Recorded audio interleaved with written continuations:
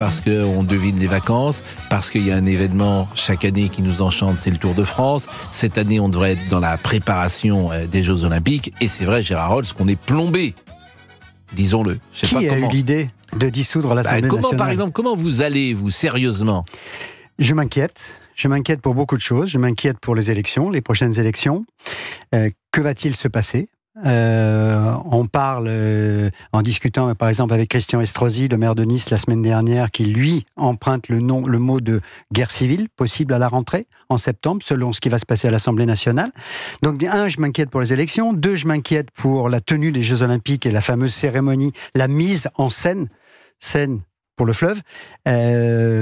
Est-ce que c'est possible dans un climat avec des menaces terroristes comme on en a tous les jours pratiquement? Donc est-ce que ça c'est possible? Oui. Oui. Avec même en plus de tout un retour du Covid dont on parle très peu. Un retour du Covid. Oui, ça. Moi, j'ai vu effectivement quelques dépêches, oui. Mais je n'avais pas vu qu'il était à ce point. Notre assistante là des éditions qui était avec nous hier a le Covid ce matin. Elle a 39 de fièvre. Mais moi, donc vous pouvez l'avoir vous, et donc si vous pouvez l'avoir, on peut l'avoir nous. Donc vous êtes gentil de nous dire ça quand même. Allez chercher quelques masques, monsieur. Oh non, monsieur on n'en a même pas. Bon, ce qui est vrai, c'est qu'on peut on peut réécouter Emmanuel Macron sur la possibilité de risque de guerre civile. C'est lui qui le dit, et tu as envie de lui dire, mais s'il y a un risque de guerre civile, pourquoi avez-vous déclenché une dissolution, monsieur le Président de la République ? Écoutons. Si on va au bout de votre raisonnement, le pays explose ou c'est la guerre civile ? Et c'est ça mon grand désaccord avec les deux extrêmes et ceux qui les suivent. Et c'est aussi ce sur quoi je voudrais alerter les gens. Beaucoup de nos compatriotes, pourquoi ils vont vers des extrêmes ? Parce qu'ils ont souvent une colère ou quelque chose auquel on ne répond pas. Il y a beaucoup de gens qui vont voter pour l'extrême droite parce qu'il y a une insécurité du quotidien, parce qu'il y a une immigration qui considère comme n'étant pas réglée, et ils se disent on les a pas essayés. Et au fond, eux, là, ça fait 7 ans qu'ils sont là, on va essayer ailleurs. Cela, je veux leur dire, message reçu. Et je pense qu'il faut qu'on aille beaucoup plus vite, beaucoup plus fort sur l'insécurité, c'est clair. Gérald Darmanin, le ministre de l'Intérieur, était l'invité hier de Laurence Ferrari sur CNews et sur Europe 1. Écoutons-le également. Il y a des notes du service de renseignement qui évoquent de possibles troubles à l'ordre public le 30 juin et plus certainement le 7 juillet, le jour du second tour, parce que nous avons en France beaucoup d'agitateurs. Alors, il y a des menaces comme l'islamisme radical, qui est la première menace de notre pays, évidemment. Et puis, il y a une menace d'ultra-gauche et d'ultra-droite qu'il ne faut pas oublier. Et puis Thibaut de Montbrial, qui était également ce matin sur CNews et sur Europe 1, il était toujours avec Laurence Ferrari. Nous sommes dans un moment de l'histoire de notre pays qui est un moment important, et que la dernière des choses à faire, c'est de dramatiser. Moi, j'ai été très surpris par les propos du président. D'abord parce qu'il a tenu ses propos sur un site, dans un entretien, pas du tout dans un média un podcast, voilà. D'importance nationale, donc un peu en catimini. Et il applique très clairement la stratégie de la tension, et je pense que c'est pas le moment. Je suis frappé, Gérard Rolls, d'une chose toute simple. On ne peut plus se parler aujourd'hui les uns les autres. Il y a toujours eu des différences. Sur Gaza, on ne peut plus se parler. Sur l'Ukraine, on ne peut plus se parler. Je pourrais multiplier les thèmes. Ce qui n'existait pas dans les années 70-80. Il y avait des différences. C'était pas, je fais pas de l'angélisme.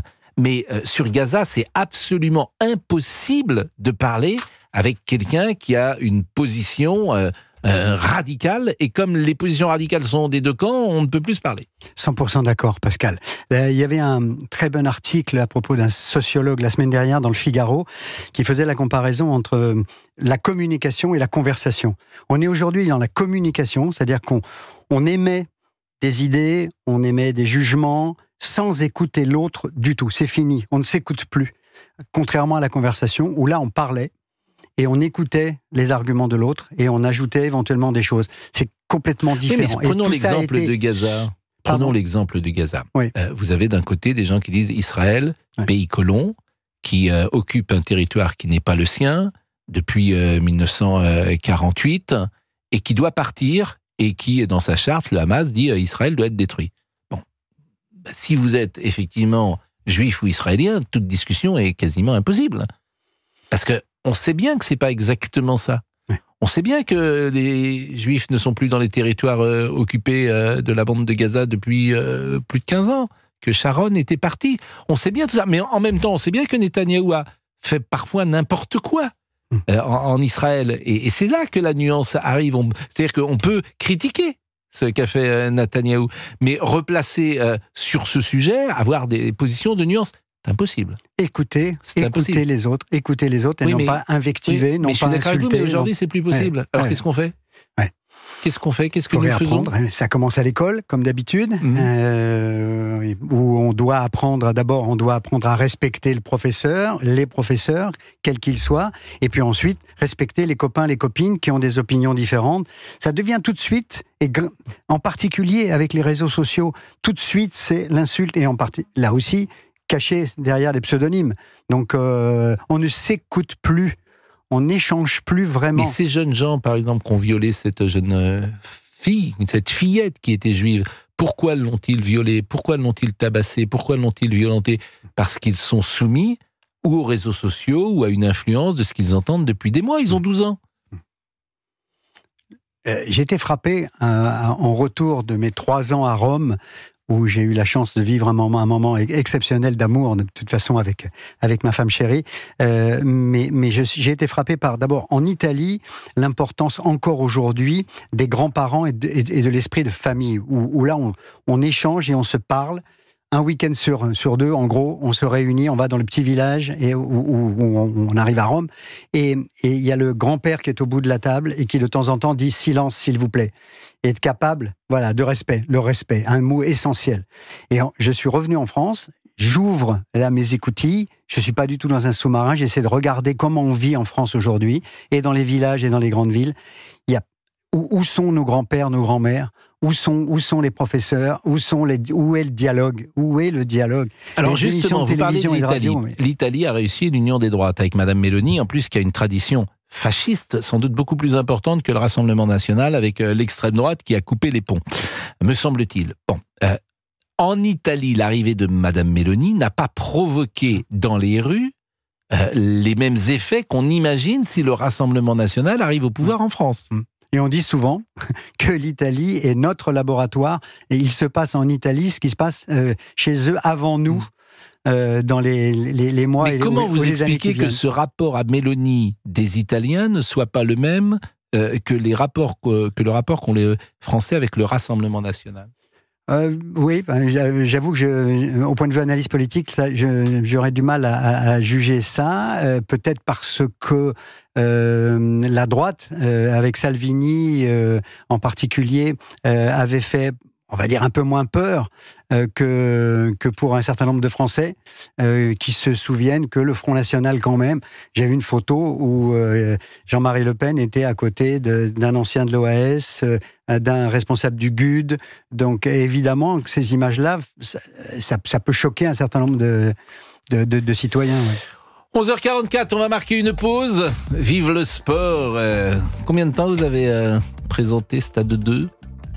Alors 13 ans, 44 ans à la télévision, 30 ans au service des sports, et puis surtout, oui, aujourd'hui, Pascal, on est à 1 mois pile des Jeux Olympiques. Bon, et vous êtes venu, on en avait parlé l'autre jour sur CNews, légende des Jeux, 400 histoires qui ont fait la légende du plus grand événement mondial de sport. Alors c'est formidable, vous voyez, j'ouvre au hasard, Mark Spitz évidemment, moi j'étais gosse, c'était en 72, c'était... 7 médailles, ouais. 7 médailles, c'était à Munich, et puis il y a des champions, quel est le plus grand champion français olympique ? Alors il y a 2 femmes, il y a Marie-Jo Pérec, 3 médailles d'or, et Félicia Ballanger aussi, 3 médailles d'or, et puis... on a Teddy Riner, on a Clarisse Abegegnou dans judo. Judo, l'escrime, natation, comme d'habitude, ce seront des grands pourvoyeurs de médailles. Et puis c'est vrai qu'il y a des... ça c'est... Alors ça c'est le Stade 2 de mon enfance, celui-là. C'est le Stade 2 qui passait à 19h avec Robert Chapat, et c'est une équipe incroyable. Et j'ai vu que François Janin est mort il y a quelques jours. Ouais. Et il n'était pas sur France 2. C'était un grand bonhomme. Si, au début, bien sûr. Il était avec vous au début, oui, puis après il est passé à TF1. Je l'ai jamais connu, moi. Ouais. Allez, la pause. Grand commentateur de Formule 1. 11h45, à tout de suite. Exactement, et nous sommes avec Gérard Rolls. Il va pouvoir poser une question évidemment à Gérard Rolls. Gérard est là parce qu'on a envie de se remonter le moral, parce qu'il y a ce livre, La légende des Jeux, ces 400 histoires qui ont fait la légende du plus grand événement mondial de sport, et c'est aux éditions Grund. Et puis parce que c'est vrai que lui-même permet peut-être de nous remonter le moral. Bonjour Rodolphe, vous nous appelez d'où Rodolphe ? Bonjour Pascal, du Morbihan, du golfe du Morbihan. Où ça dans le Morbihan ? À Sarzeau. À Sarzeau, c'est magnifique Sarzeau. J'ai joué au théâtre là-bas. Oui, c'est beau là-bas. Mais évidemment que c'est beau. Qu'est-ce que vous faites dans la vie, Rodolphe ? Eh ben, pour tout vous dire, je suis un ancien Parisien et je suis parti il y a 4 ans parce que j'en ai un petit peu ras-le-bol. J'étais longtemps dans la police nationale, puis je me suis reconverti et je suis aujourd'hui artisan, chef d'entreprise. Et dans quel domaine ? Tout ce qui est carrelage, faïence, revêtement de sol. C'est la tentation de Venise que vous avez faite. Nous, on n'a pas le choix, on est obligé de travailler à Paris lorsqu'on est journaliste. Mais sachez que l'océan, mon rêve, et le rêve de beaucoup, sans doute, c'est d'être au plus près de l'océan. Et Atlantique en particulier. Ça apaise et ça remonte le moral. Mais en ce moment, c'est compliqué quand même, je vous le cache pas. C'est-à-dire ? C'est-à-dire qu'aujourd'hui, on a un avenir qui est incertain. Ça fait un moment, moi je dirais... j'ai commencé à voter à l'âge de 18 ans. Mon premier vote, c'était Nicolas Sarkozy pour la présidentielle. Et après, ça a été la première fois et c'était la dernière fois que j'ai voté les Républicains, tellement que j'ai été trahi. Et qu'après, le moral a été en berne parce qu'on a des gens qui sont plus omnibulés par leur carrière et leur avenir politique plutôt que l'intérêt général des Français et du pays. Et si vous voulez, aujourd'hui, je me rends d'autant plus compte.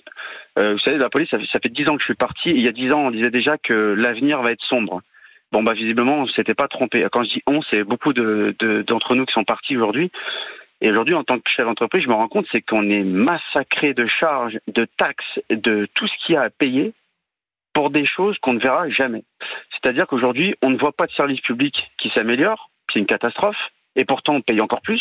Là, on annonce encore une augmentation sur les auto-entrepreneurs de 21 à 26%, carrément, alors qu'on nous dit qu'on on récupère du pouvoir d'achat. Moi, j'ai des clients, Pascal, qui me disent clairement aujourd'hui, mais comment ça se fait que les matériaux soient aussi chers ? Pourquoi ça ne baisse pas ? Il y a quelque chose que je n'ai pas saisi dans ce que vous avez dit. L'imposition des entrepreneurs va évoluer ces prochaines semaines ? Les auto-entrepreneurs, à partir du 1er juillet, elles passent de 21,8 à plus de 26%. Et ça, je ne savais pas, alors qu'il n'y a pas de hausse d'impôts. Et moi non plus, alors que je suis auto-entrepreneur aussi. Mais oui, et vous m'étonnez. Mais c'est au 1er juillet. Parce que le gouvernement a dit qu'il n'y aurait pas de hausse d'impôts. Il le dit, il le martèle matin, midi et soir. Vous savez, Pascal, ça fait 7 ans que le gouvernement martèle beaucoup de choses, et puis finalement, il se passe tout le contraire. On nous a dit beaucoup de choses. Et moi, je peux vous assurer, c'est passé, ça a été voté, le décret d'application est tombé. Au 1er juillet, boum, ça tombe.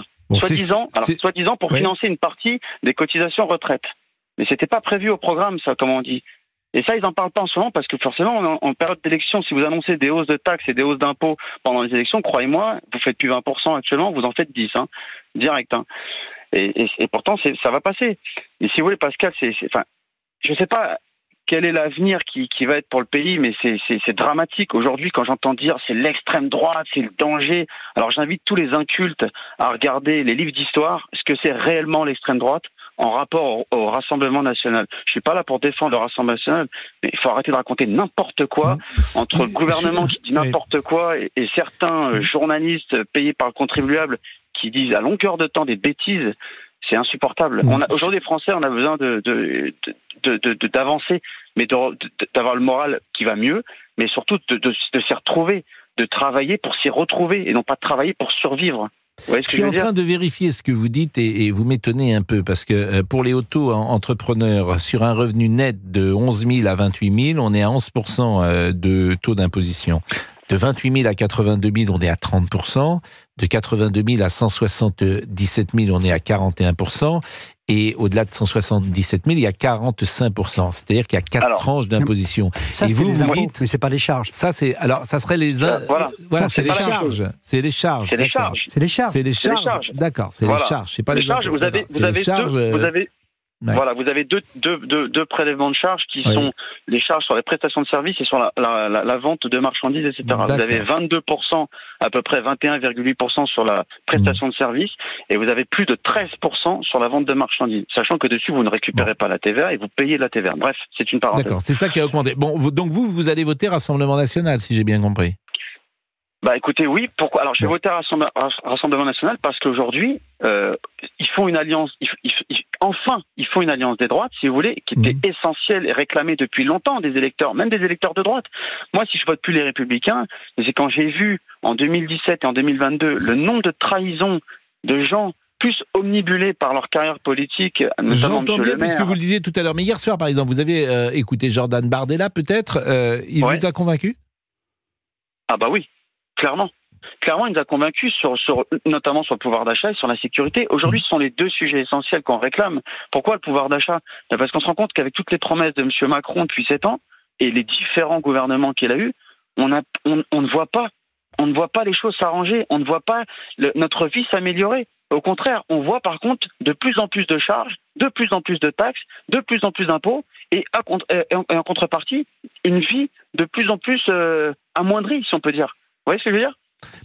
Ce qui nous intéresse, en tout cas, c'est votre témoignage. Je ne sais pas si Gérard a quelque chose à dire, à penser ou à poser comme question. C'est ça que je trouve intéressant dans un témoignage. Vous avez forcément raison pour vous.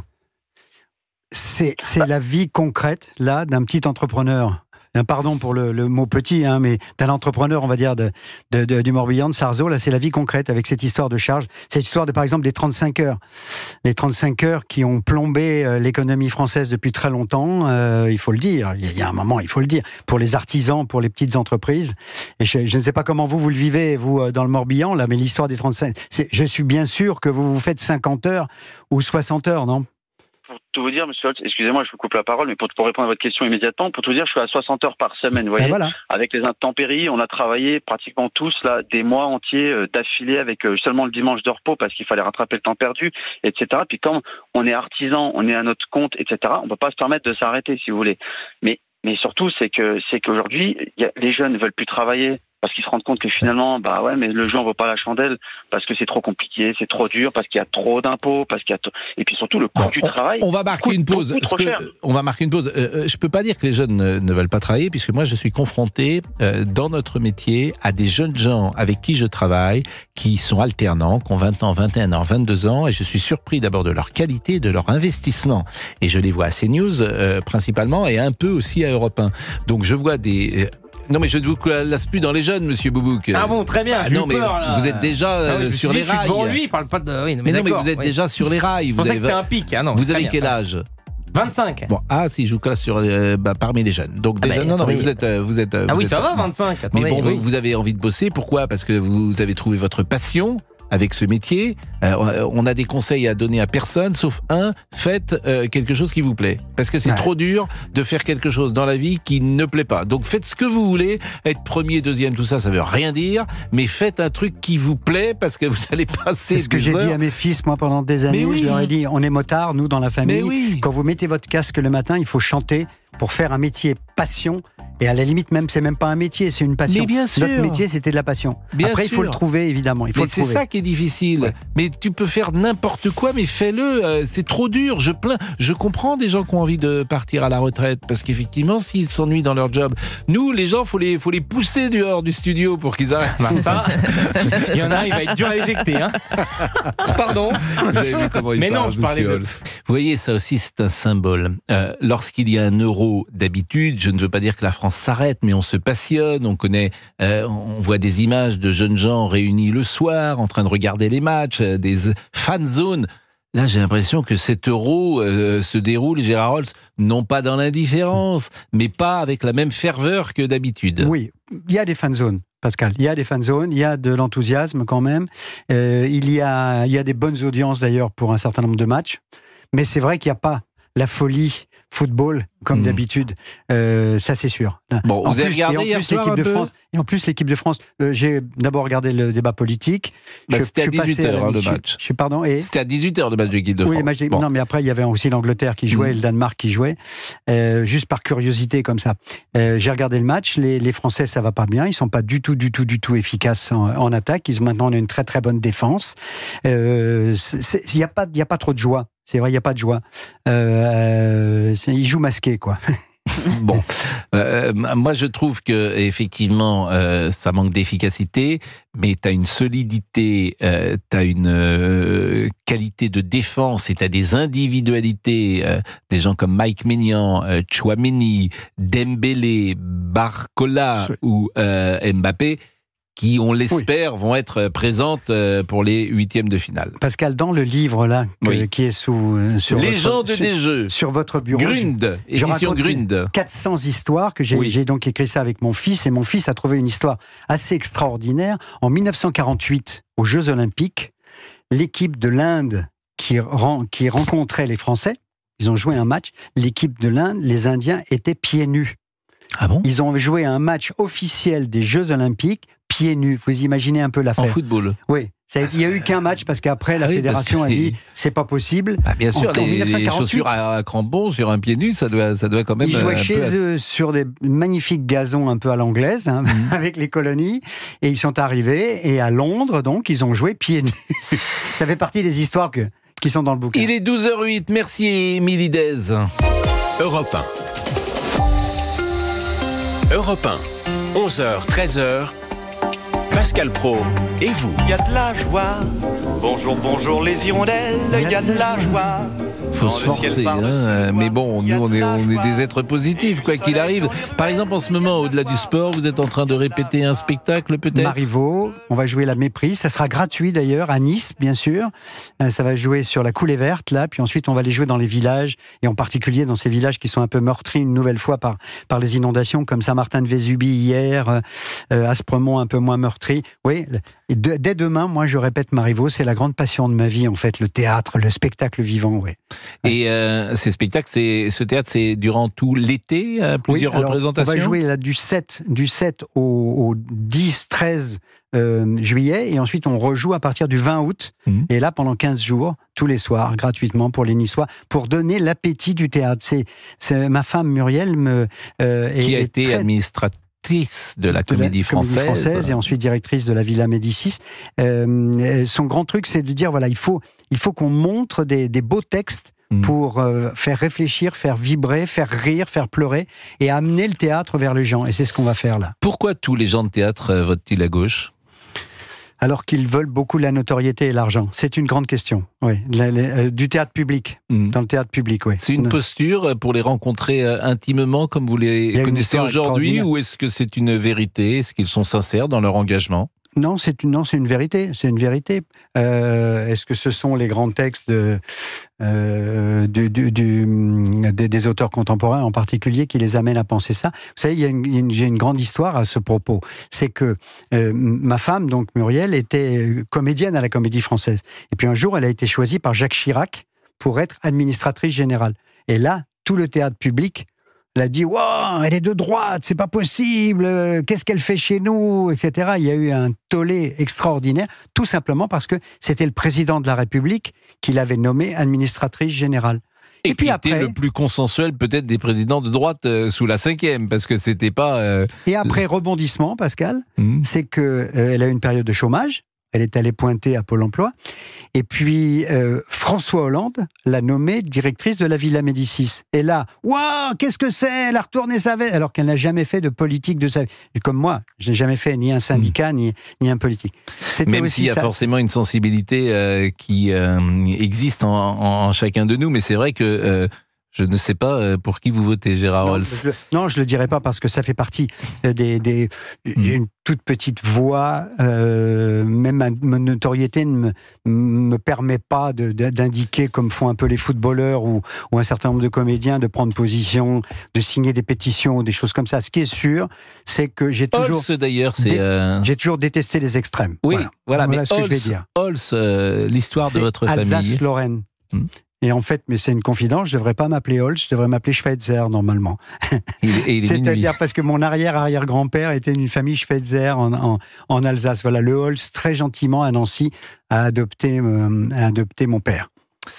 Il est 12h11, on va marquer une pause. Je salue Loïc. Bonjour Loïc, et vous allez pouvoir nous parler à la fois du taux d'imposition, de métier que vous faites. Je ne sais pas dans quelle partie vous êtes, Loïc.